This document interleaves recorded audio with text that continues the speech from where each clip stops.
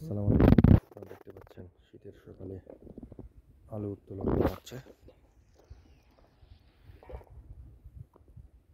সকালবেলা শীত একটু কম ছিল, এখন একেবারে খুবই ঘন কুয়াশা। সামান্য দূরত্ব দেখা সম্ভব হচ্ছে না। দেখছেন খুবই ঘন কুয়াশা।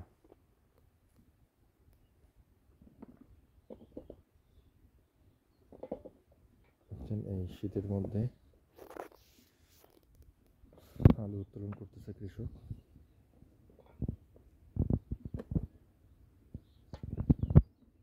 আর এবার আলুর মূল্য একেবারেই কম, যা কৃষকের জন্য খুবই লোকসানের